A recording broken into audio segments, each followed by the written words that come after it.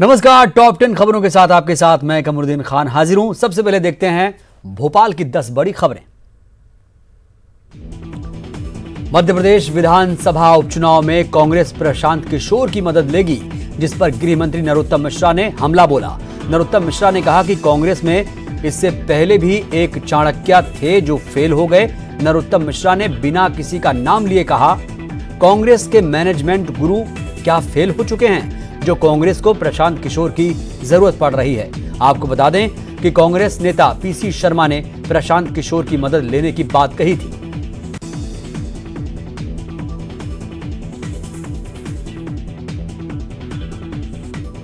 प्रदेश के गृह और स्वास्थ्य मंत्री नरोत्तम मिश्रा ने कैलाश विजयवर्गीय की मालवा निमाड़ की 5 सीटों की जिम्मेदारी मिलने पर कहा कि वो राष्ट्रीय स्तर के नेता हैं। पश्चिम बंगाल में पार्टी को खड़ा करने में उनकी महत्वपूर्ण भूमिका रही। पार्टी ने जो जिम्मेदारी दी है वो सही जिम्मेदारी है।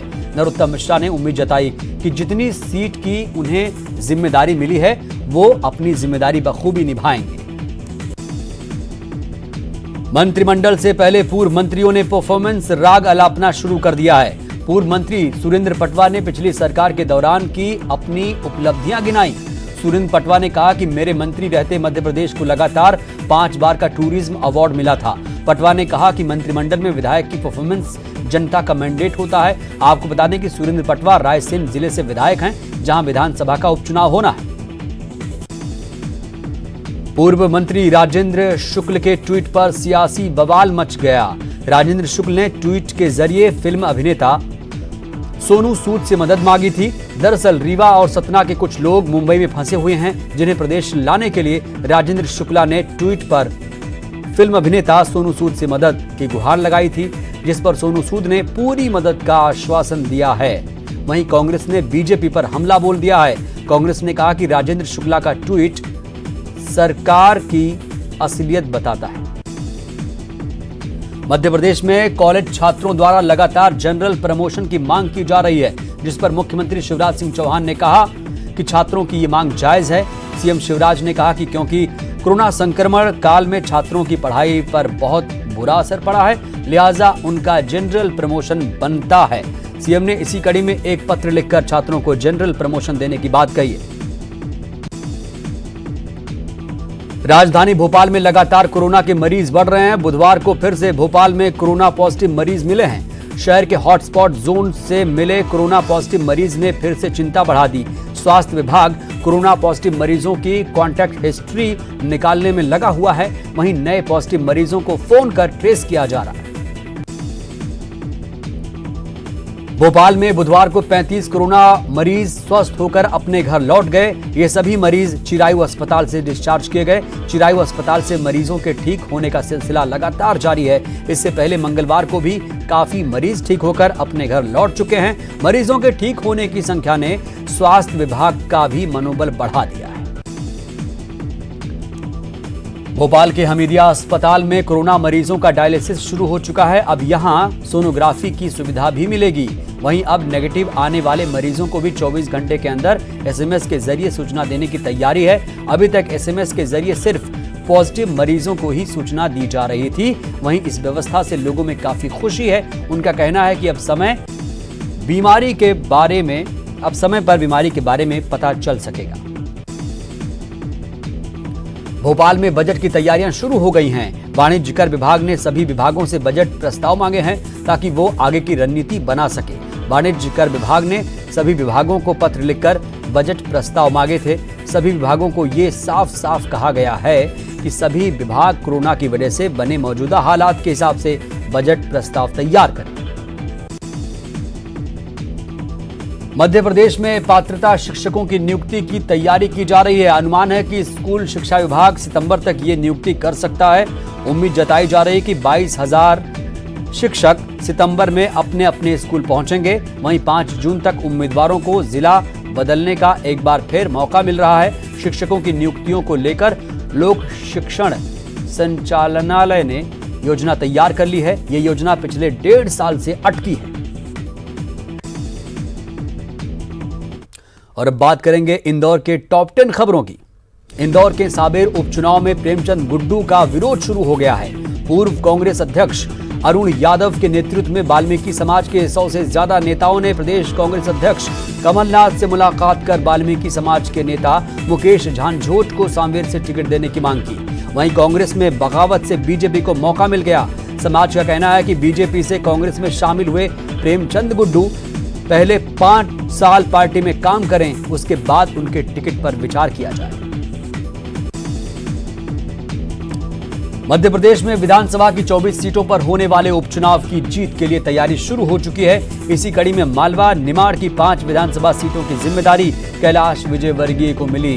कैलाश विजयवर्गीय को जिन सीटों को जिताकर देना है उनमें सांवेर, आगरमालवा, बदनावर, सुवासरा और हाट पिपलिया की सीट शामिल है, जहां पर कैलाश विजयवर्गीय जीत की रणनीति बनाएंगे। इंदौर शहर में कोरोना के 27 पॉजिटिव मरीज मिले हैं। पिछले 24 घंटे में 1057 सैंपल की जांच की गई, जिसमें से सिर्फ 27 सैंपल पॉजिटिव निकले और 987 सैंपल की रिपोर्ट नेगेटिव आई। वहीं मेडिकल बुलेटिन में 3 और मौत की पुष्टि होने के बाद से बीमारी से मरने वालों की संख्या अब 141 पहुंच चुकी है, जबकि एक्टिव मरीजों की संख्या वर्तमान में 1324 है। तो वहीं अस्पताल से स्वस्थ होकर लौटने वाले मरीजों की संख्या 2132 पर पहुंच चुकी है। इंदौर में कोरोना पॉजिटिव मरीजों की कॉन्टैक्ट ट्रेसिंग में पता चला है कि संक्रमण की जानकारी मिलने से पहले वो औसतन 10 लोगों से मिल चुका है। जितने लोगों से वो मिल रहा है उनमें से कम एक व्यक्ति को वायरस संक्रमित कर रहा है, यानी एक संक्रमित व्यक्ति पर सवार कोरोना वायरस उससे मिलने वालों में से कम एक कमजोर कड़ी को चुन रहा है। नगर निगम और स्वास्थ्य विभाग की टीम द्वारा की जा रही कॉन्टैक्ट ट्रेसिंग से ये हकीकत सामने आई। इंदौर के किशनगंज थाने में घर लौट रहे प्रवासी मजदूरों को गाड़ी से बिहार भेजने के नाम पर ठगी का मामला सामने आया है। बताया जा रहा है कि महाराष्ट्र से बिहार जाने के लिए निकले 8 मजदूर किसी तरह इंदौर बाईपास पहुंचे। इस दौरान 2 बाइक सवार मजदूरों के पास पहुंचे और कहने लगे कि आगे वाहन है जो बिहार जा रहा है। मजदूर 7,000 रुपए में बिहार जाने को राजी हो गए, जिसके बाद ठग 7,000 रुपए लेकर फरार हो गए। किसी तरह पैदल चलकर थाने पहुंचे मजदूरों ने अपनी दास्तां बताई। पुलिस फिलहाल आरोपियों की तलाश कर रही है।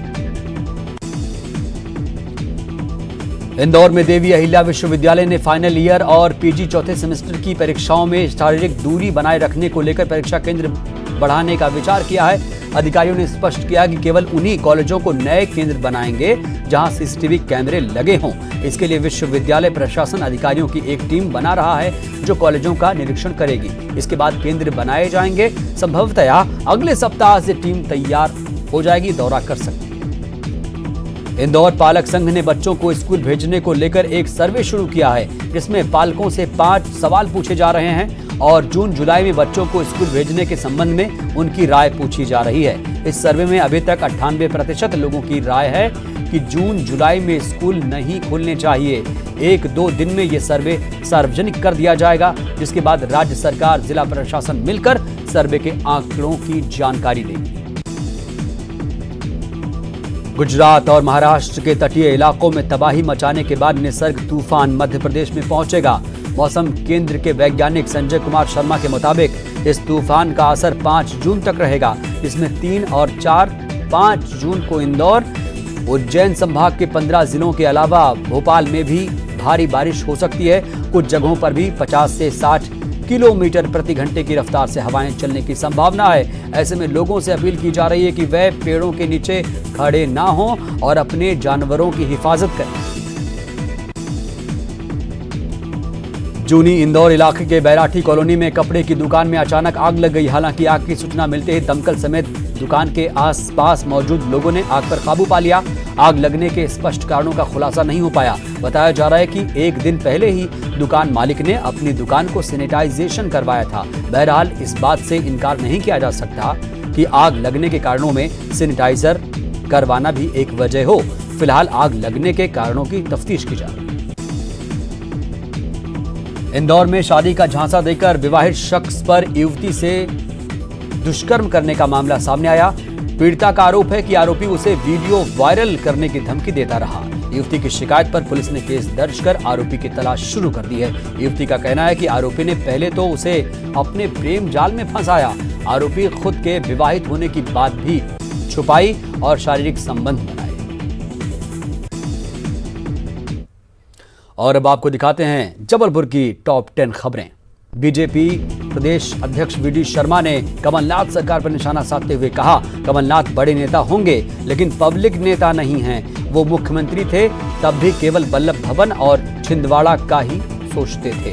बतौर प्रदेश अध्यक्ष पहली बार जबलपुर पहुंचे वीडी शर्मा ने चुनावी सरगर्मी पर कांग्रेस को आड़े हाथों लिया।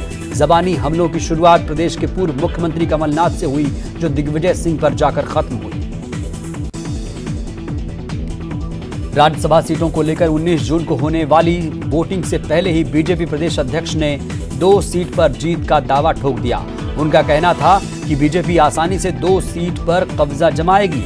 ऐसे में उनका ये दावा सियासी माहौल को और गर्मा सकता है। चूंकि संख्या बल के आधार पर एक सीट बीजेपी को तो वहीं दूसरी सीट कांग्रेस के खाते में जा सकती है, लेकिन तीसरी सीट पर निर्दलीय और अन्य दलों के विधायक ही खेल बना और बिगाड़ सकते हैं। बीजेपी प्रदेश अध्यक्ष के बयान से अब ये सवाल उठ रहा है कि क्या अन्य दलों और निर्दलीय विधायक बीजेपी के पक्ष में हैं? जबलपुर में बीजेपी प्रदेश अध्यक्ष वीडी शर्मा ने केंद्र की नरेंद्र मोदी सरकार पार्ट 2 के पहला साल पूरा होने पर चलाए जाने वाले अभियान की जानकारी दी। वीडी शर्मा ने बताया कि केंद्र सरकार की उपलब्धियों भरा एक संकल्प पत्र कार्यकर्ता बूथवार घर घर जाकर बांटेंगे। वहीं उन्होंने बताया कि 10 जून को वर्चुअल रैली का भी आयोजन किया जाएगा। वीडी शर्मा ने मौके पर केंद्र सरकार की उपलब्धियों का बखान किया। अनलॉक के पहले चरण के मद्देनजर जबलपुर जिले में छूट के अतिरिक्त आदेश जारी किए गए। जबलपुर कलेक्टर भरत यादव ने आदेश जारी करते हुए शहर को 3 जोन में बांट दिया। इनमें कंटेनमेंट जोन, बफर जोन और ग्रीन जोन शामिल है। खास बात यह है कि ग्रीन जोन में ऑड इवन प्रणाली से बाजार खोलने की बाध्यता को खत्म कर दिया गया, जबकि बाजार भी सुबह 7 बजे तक से लेकर रात 9 बजे तक खोले जा सकेंगे। जबलपुर कलेक्टर भरत यादव ने कोरोना वायरस संबंधित त्रुटिपूर्ण जानकारी उपलब्ध कराने के आरोप में मुख्य चिकित्सा एवं स्वास्थ्य अधिकारी मनीष कुमार शर्मा और Sukh Sagar medical college covid care centre के प्रभारी अरविंद साहू को कारण बताओ नोटिस जारी किया। साथ ही दोनों अधिकारियों से 3 दिन के अंदर हाजिर होकर जवाब देने का निर्देश दिया। दरअसल कोरोना संक्रमण को देखते हुए समुचित स्वास्थ्य सेवाएं उपलब्ध कराने और रोजाना की जानकारी उपलब्ध कराने का जिम्मा सौंपा गया था। इसके बावजूद जिले की उपलब्ध कराई गई जानकारी में गलती थी। जबलपुर में आरटीओ कार्यालय में फर्जी वकीलों को गुंडागर्दी करना महंगा पड़ गया। महिला कर्मचारी जो आरटीओ की पत्नी है, उससे बदसलूकी करने पर आरटीओ के कर्मचारियों ने उनकी जमकर धुनाई कर दी। इसके अलावा पुलिस को बुलाकर उन्हें हवालात पहुंचा दिया गया। पुलिस हिरासत में पहुंचे युवकों का नाम हर्षित जैन और ईशु जैन है, जो कॉलेज में पढ़ते हैं। हर्षित का भाई वकील है और वह अक्सर खुद को वकील बताकर आरटीओ में दलाली करने पहुंच जाता था। बुधवार को फिर से शराब ठेकेदारों की याचिका पर जबलपुर हाईकोर्ट में लंबी सुनवाई हुई। करीब 4 घंटे चली सुनवाई में शराब ठेकेदारों की ओर से लंबी बहस हुई। मामले पर जबलपुर हाईकोर्ट ने गुरुवार को भी सुनवाई जारी रखने का आदेश दिया। गुरुवार को राज्य सरकार के वकील भी कोर्ट में अपना पक्ष रखेंगे। जबलपुर के चरगमा थाना अंतर्गत गंगई गांव के मोबाइल दुकान संचालक पर एक बदमाश ने प्राण घातक हमला कर दिया। टिंकू पटेल की प्रिंस उपाध्याय से किसी बात को लेकर रंजिश चल रही थी। मंगलवार की रात दुकान बंद होने के बाद प्रिंस घर जाने की तैयारी में था, तभी टिंकू वहां पहुंचा और चाकू से वार कर दिया। इस हमले में प्रिंस के हाथ में गहरी चोट पहुंची है। पुलिस ने घायल को अस्पताल भिजवाते हुए आरोपी की तलाश शुरू कर दी। लॉकडाउन में बिजली का उपयोग किसने ज्यादा किया और कौन कितना बिजली बिल का भुगतान कर रहा है, ये मामूली सा विवाद आज खूनी संघर्ष में तब्दील हो गया। जबलपुर के आनंद नगर में मंगलवार की शाम एक ही परिवार की 2 महिलाओं और एक बच्चे पर प्राणघातक हमला कर दिया गया। हमला करने वाले कोई और नहीं, साथ ही में रहने वाले किराएदार थे, जिन्होंने रॉड और धारदार हथियार से हमला कर दिया। पुलिस ने मामला दर्ज कर घटना की जांच शुरू कर दी। जबलपुर मेडिकल कॉलेज की एक बार फिर बड़ी लापरवाही सामने आई है, जहां लापरवाही के चलते एक महिला की मौत हो गई। बताया जा रहा है कि महिला पिछले 4-5 दिनों से बीमार थी। हालत ज्यादा बिगड़ने पर पड़ोसियों ने महिला को अस्पताल पहुंचाया, लेकिन बिना इलाज के ही महिला को वापस भेज दिया गया, जिसके अगले ही दिन महिला की मौत हो गई। महिला की मौत के बाद उसकी गोद ली गई 8 साल की बच्ची भी अनाथ हो गई। और अब ग्वालियर की टॉप 10 खबरें आपको दिखाते हैं। ग्वालियर के डबरा इलाके में पुलिस और प्रशासन की टीम रेत माफियाओं के खिलाफ कार्रवाई में जुटी है। बीते 24 घंटे में डबरा पुलिस और प्रशासन की टीम ने अभियान चलाकर अवैध उत्खनन में लगी 7 पनडुब्बी और 2 ट्रैक्टर को जब्त किया, लेकिन इस कार्रवाई के दौरान रेत माफिया भागने में कामयाब हो गए। पुलिस ने मामला दर्ज कर कार्रवाई शुरू कर दी, साथ ही आरोपियों को भी जल्द गिरफ्तार करने की बात कही है। पुलिस लगातार रेत माफियाओं के खिलाफ कार्रवाई करने में लगी हुई है। ग्वालियर में 13 मई को हुए सिकंदर लोधी हत्याकांड के मुख्य आरोपी देशराज सिंह गुर्जर को मुरार पुलिस ने गिरफ्तार कर लिया। 5,000 रुपए का इनामी आरोपी देशराज बीपी सिटी इलाके में छिपा हुआ था। देशराज समेत 11 लोगों पर दूध कारोबारी सिकंदर लोधी की हत्या का आरोप है। गौरतलब है कि गुर्जर और लोधी परिवार में 28 साल से रंजिशें चली आ रही थी, जिसमें अब तक 2 लोगों की हत्या हो चुकी है। मामले में पुलिस इसे बड़ी कार्रवाई मान रही है। ग्वालियर कांग्रेस ने मुख्यमंत्री शिवराज सिंह चौहान को पत्र लिखकर स्कूल फीस माफ कराने की मांग की। कांग्रेस का कहना है कि 25 मार्च से सभी निजी स्कूल बंद हैं और जब तक स्कूल बंद रहेंगे तब तक बच्चों की फीस माफ होनी चाहिए। कांग्रेस ने इसके साथ ही बस ऑटो का किराया भी नहीं लिए जाने की मांग की। सीएम को लिखे पत्र में कांग्रेस ने कहा कि अगर उनकी मांग को नहीं माना गया तो आने वाले दिनों में स्कूल संचालकों के खिलाफ कांग्रेस उग्र आंदोलन करेगी। ग्वालियर हाईकोर्ट ने डकैती के एक आरोपी को अनूठी शर्त पर जमानत दी। डकैती के आरोपी हरदीप सिंह ने हाईकोर्ट में जमानत के लिए आवेदन लगाया था, जिसकी सुनवाई करते हुए हाईकोर्ट ने हरदीप को प्रवासियों के भोजन के लिए 25,000 रुपए की राशि कलेक्ट्रेट में जमा कराने के निर्देश दिए। इस शर्त के पूरा करने पर हाईकोर्ट ने हरदीप की जमानत मंजूर कर दी। ग्वालियर जिले के मकोड़ा कस्बे में 2 महीने पहले हुए किन्नर पूरन हत्याकांड का पुलिस ने खुलासा कर दिया। आंतरी पुलिस ने हत्या करने वाले 3 आरोपी अमन, सलमान और बोनी को गिरफ्तार कर लिया। दरअसल आरोपियों ने किन्नर की उधारी और संपत्ति हड़पने के लिए इस हत्याकांड को अंजाम दिया था। मामले का एक आरोपी अभी फरार है, जिसकी पुलिस तलाश कर रही है। आरोपी काफी दिनों से मृतका की संपत्ति पर नजर रखे हुए। ग्वालियर में लॉकडाउन खुलने के बावजूद निजी बसों का संचालन शुरू नहीं हो पाया। दरअसल निजी बस के संचालन किराया दोगुना करने की मांग पर अड़े हैं। परिवहन विभाग ने 50% सवारियों के साथ निजी बसों के संचालन को मंजूरी दी। यही वजह है कि बस ऑपरेटरों ने घाटे का हवाला देकर किराया दोगुना करने की मांग की। बस संचालकों के मुताबिक जब तक उनकी मांगें नहीं मानी जाएंगी तब तक बसों का संचालन ना करने का फैसला लिया।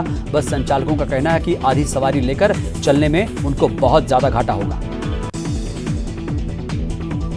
ग्वालियर चंबल अंचल में भी आज से 2 दिन तक निसर्ग तूफान का असर रहेगा। अंचल में 48 घंटे तक बादलों का डेरा रहेगा, जिसके चलते भारी बारिश की संभावना जताई जा रही है। पिछले 5 दिनों से ग्वालियर में तापमान का पारा 40 डिग्री से नीचे चल रहा है, जिससे लोगों को गर्मी से निजात मिली है। मौसम विभाग ने लोगों को अगले कुछ घंटे सतर्क रहने की सलाह दी है। साथ ही लोगों से घरों में ही रहने की अपील की जा रही है। OLX पर कार और एक्टिवा की डील के नाम पर जालसाजों ने 2 लोगों से 50,000 रुपए की ठगी की वारदात को अंजाम दिया। सिरोल इलाके में जालसाज ने खुद को आर्मी का जवान बताकर छात्र को कार बेचने के नाम पर 25,000 का चूना लगा दिया। तो वहीं किला गेट इलाके में ठग ने खुद को एयरफोर्स कर्मचारी बताकर एक्टिवा बेचने के नाम पर एक शख्स से 25,000 रुपए ठग लिए। पुलिस ने दोनों ठगों की तलाश शुरू कर दी। ग्वालियर के सिमरिया ताल गांव में भैंसों को पानी पिलाने गए सूरज जाटव नाम के युवक की कुएं में गिरने से मौत हो गई। जानकारी मिलने पर लोगों ने सूरज को कुएं से बाहर निकाला और डबरा अस्पताल ले गए, जहां डॉक्टरों ने उसे मृत घोषित कर दिया।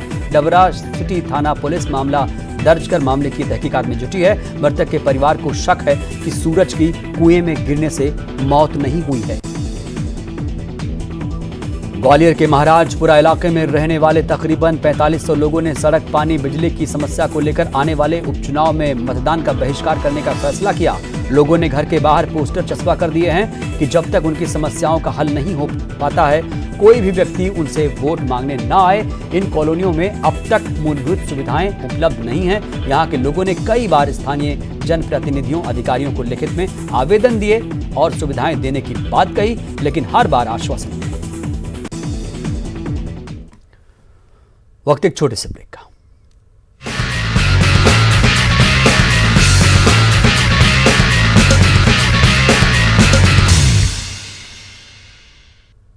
ब्रेक के बाद हाजिर हूं। अब आपको रायपुर की टॉप 10 खबरों से रूबरू कराते हैं।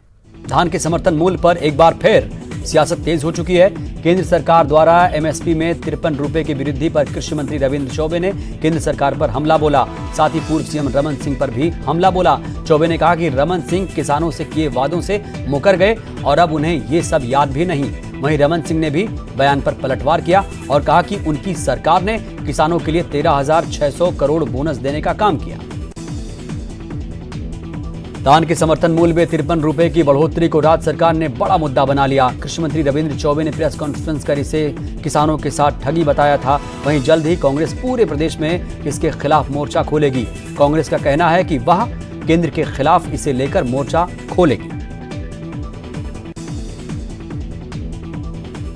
पूर्व सीएम रमन सिंह ने विष्णुदेव साय के बीजेपी प्रदेश अध्यक्ष बनने पर बधाई दी। रमन सिंह ने कहा कि विष्णुदेव साय के नेतृत्व में संगठन और ज्यादा मजबूत बनेगा।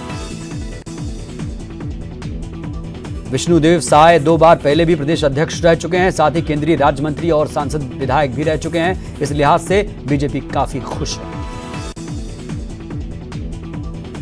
बीजेपी के राष्ट्रीय प्रवक्ता संबित पात्रा को सिविल लाइन पुलिस ने नोटिस जारी कर 8 जून को हाजिर होने का निर्देश दिया है। संबित पात्रा को सिविल लाइन पुलिस ने तीसरी बार ये नोटिस जारी किया है। दरअसल संबित पात्रा के खिलाफ सिविल लाइन थाने में शिकायत दर्ज कराई गई है कि उन्होंने अपने ट्विटर अकाउंट से 1984 के सिख दंगों और कांग्रेस नेताओं को लेकर आपत्तिजनक टिप्पणी की थी। छत्तीसगढ़ में बुधवार से सिटी बसों का परिचालन शुरू हो गया है। मंगलवार को बसों को चलाने संबंधी आदेश देर से मिलने के चलते बसों के परिचालन पर संशय की स्थिति बनी हुई थी। बता दें कि रायपुर समेत पूरे प्रदेश में बुधवार से 378 सिटी बसों के परिचालन को हरी झंडी दे दी गई। छत्तीसगढ़ में कोरोना की रफ्तार पर ब्रेक नहीं लग रहा। मंगलवार को 15 नए मरीज की पहचान हुई। हालांकि रायपुर एम्स से 9 मरीज डिस्चार्ज हो चुके हैं। छत्तीसगढ़ में अभी एक्टिव मरीजों की संख्या 433 है। लॉकडाउन के बावजूद मनरेगा के कई मानकों पर छत्तीसगढ़ का बेहतर प्रदर्शन जारी है। मुख्यमंत्री भूपेश बघेल के निर्देश पर चालू वित्तीय वर्ष 2020-21 के शुरुआती 2 महीनों में ही प्रदेश ने साल भर के लक्ष्य का 37% काम पूरा कर लिया है। इस साल अप्रैल और मई महीने के लिए निर्धारित लक्ष्य से ज्यादा 175% काम हुआ है। निसर्ग तूफान का असर अभी से देखने को मिल रहा है। तूफान की वजह से प्रदेश का मौसम बदल गया है। राजधानी रायपुर समेत प्रदेश के कई जिलों में भी बारिश के साथ तेज हवाएं चल रही हैं। राजधानी रायपुर में बारिश से पहले ही नगर निगम की तैयारियों की पोल खुलने लगी। हल्की बारिश में ही राजधानी के कुछ इलाकों में सड़कों पर सीवर का पानी जमा होने लगा। सड़कों पर पानी भरने से लोगों को काफी दिक्कतों का सामना करना पड़ रहा है। समय रहते अगर निगम ने इन खामियों को दूर नहीं किया तो फिर पहले जैसे हालात पैदा हो जाएंगे। टॉप 10 खबरों का सिलसिला यहीं तक। नमस्कार।